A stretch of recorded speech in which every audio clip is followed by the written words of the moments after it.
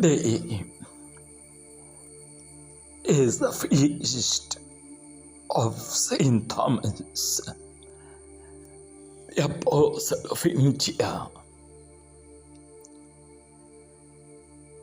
In the morning before the Eucharist, as I was reflecting in the chapel, I was powerfully reminded of my own faith journey. It all started at home, mainly through the powerful influence of my own parents.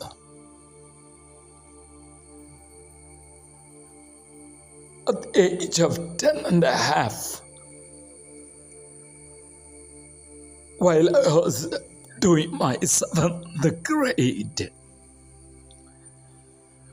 I joined the seminary, a wonderful phase of my life. 3 years at the initial stages in Kerala. The rest of the years in North India, in particular West Bengal.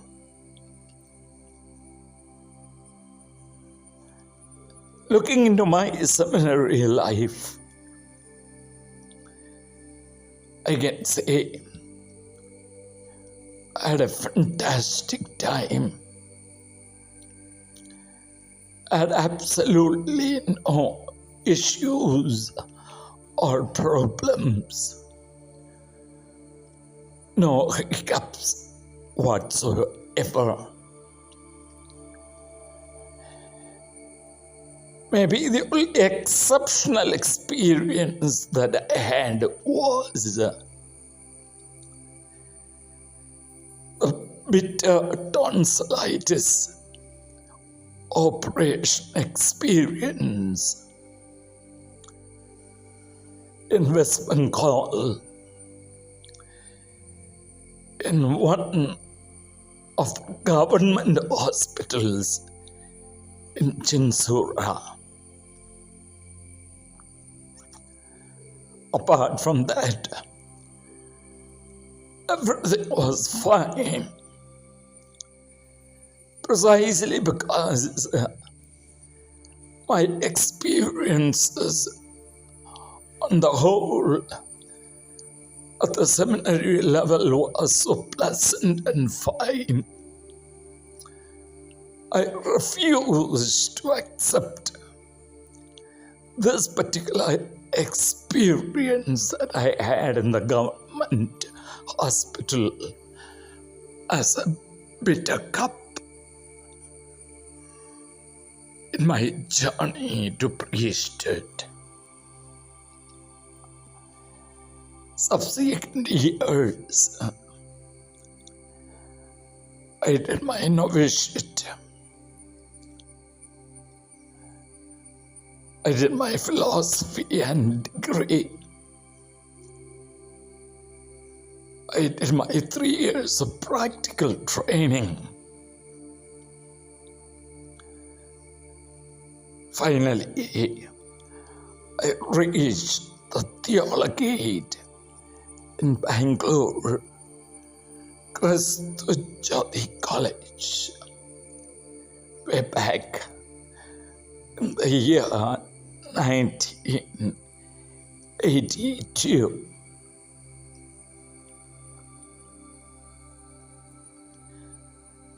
Theology days were as fantastic as my seminary days. Nothing spectacular, a very normal journey, like an ordinary seminarian. Finally, I was ordained a priest on the 26th of December 1986.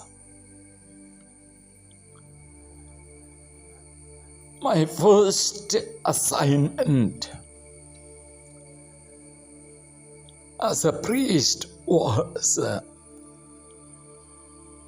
substituting one of the rectors in a seminary in West Bengal, since he had to go for a 3-month spirituality course. I enjoyed even that phase of my journey into priesthood. Finally, I received the obedience to go to another seminary in West Bengal as a coordinator for the fresh seminarians, which was popularly known as the first course seminarians, a phase during which they are given skills in English language, in spirituality, in Salesiana, and many other things to equip them as good seminarians to continue their +2 studies. But unfortunately, my voice was hit very badly during my first year itself, making it very difficult for me to deliver what I had to deliver as a coordinator for the first year students. I too had many other bitter cups to drink right from the start of my first year as a priest in this particular seminary, precisely because the obedience that I was given by the authorities was an experimental obedience in the history of that particular seminary,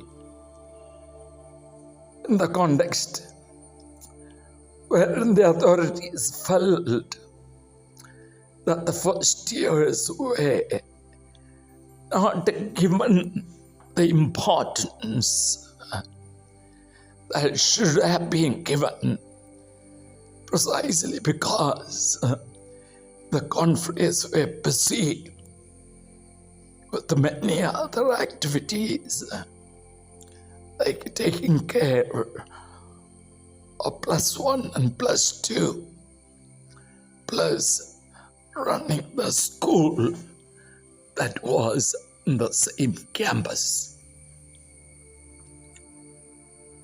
Well, though it was not accepted by the local community, I continued my work as a coordinator, doing my level best in spite of the fact that I had serious issues with my throat, something which I had not disclosed to the community. The third year, I landed the philosophy as a Dean of Studies and Vice Rector. And the philosophy meant for the formation of Salesian brothers at national level. There were also a few students from other countries. I remained there for 3 years, once again to bounce back to another formation house that was started for the first time for the fresh vocations to Salesian brotherhood. By then, the throat problem had become worse, and I was finding it difficult to deliver the responsibilities that was invested on me as a member of the congregation. Finally, I had to take the decision that I took to quit Salesian community life. And that was precisely on the 21st of September 1993.